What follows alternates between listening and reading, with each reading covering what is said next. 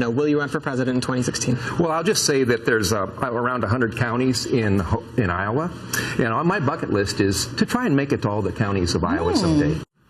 There's a bucket list for you. In the spotlight tonight, Hillary Clinton's left. Montana's former Democratic Governor Brian Schweitzer told the Weekly Standard, the question that we have is, will it be the Hillary that leads the progressives, or is it the Hillary that says, I'm already going to win the Democratic nomination, and so I can shift hard right on day one? We can't afford any more hard right. We had 8 years of George Bush. Now we've had 5 years of Obama, who I would argue in many cases has been a corporatist. David Axelrod said this about Brian Schweitzer today on Morning Joe. He is anti-gun control very strongly on the NRA side of that issue. He has strong detractors in the environmental community because of the nature of his support for drilling and other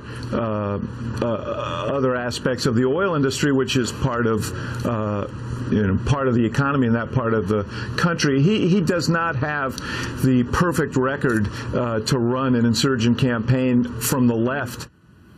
Joining me now, Adam Green, co-founder of the Progressive Change Campaign Committee, and MSNBC's Karen Finney. Karen Finney, how much room is on Hillary Clinton's left for a Democrat to run? I think there is a fair amount, but I think this idea that she's going to go hard right is a little ridiculous. I mean, I don't think anybody sees Hillary as a hard right. She might be a center left person, but I certainly think hard right is a little unfair.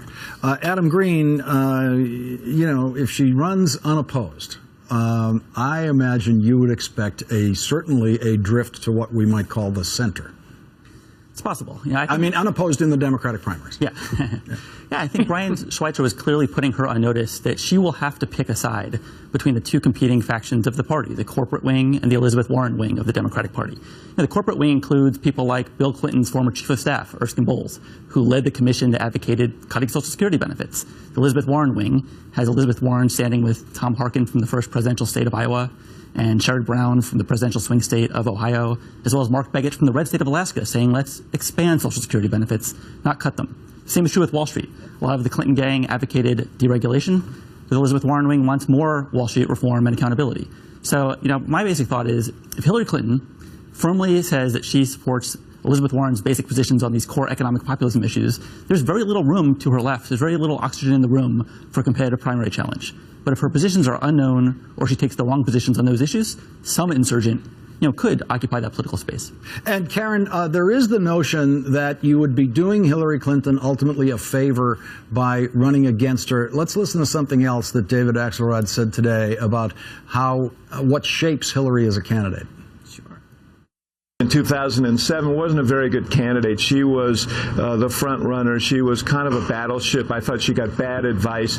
In 2008, I thought she was a great candidate. After Obama rocked her in the first caucuses and it became a race, she got very close to the ground, spoke to the economic concerns of everyday Americans. And so the question is, did she learn something from that last experience? And this jab from Schweitzer, while I don't think he represents a real threat to her, does create an opportunity to reflect on that lesson.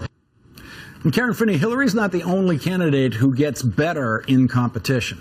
Yeah, that's exactly right. I mean, both candidates got much better in competition. Look, the fact that Hillary Clinton lost the argument about being an agent of change as a woman who had been an agent of change most of her life, having worked for her, I can say this, it was an abomination. I mean, she got bad advice at the first part of her campaign. I think we all accept that. And I think Axelrod is correct that she got better as a candidate. But I think it's a little bit unfair for Schweitzer and others to make this assumption that she assumes that it's a foregone conclusion. I know that's how, they positioned her in the beginning of 2007, but I don't think that's the attitude that she will take if she decides, I should say, to run in 2016. And I think Schweitzer here, let's be honest, I mean, if you're a guy who's going to Iowa in 2 days and 70% of the people in Iowa don't know who you are, you attack Hillary. I mean, come on, that's a good political strategy, but I don't know that that's necessarily a policy argument. Adam, is there a candidate out there that progressives would be more excited about than Hillary Clinton? Elizabeth Warren has said no, hasn't she? there's a big precedent of people saying no and then running. I think there's a number of insurgent candidates that could run, and nobody expected Howard Dean in the past. Nobody expected Barack Obama in the past. So it's possible. I expected Barack Obama. Did you? Okay, as soon as I saw that first fundraising report come in and he had as much money as Hillary, I just thought, this guy's on his way. Well, you are exceptional. Oh, no, a lot of people. Listen, I never once said I thought Hillary was going to win as soon as I saw that money, and the polling indicated he had plenty of room to grow. Yep. Adam Green and Karen Finney, thank you both for joining me tonight.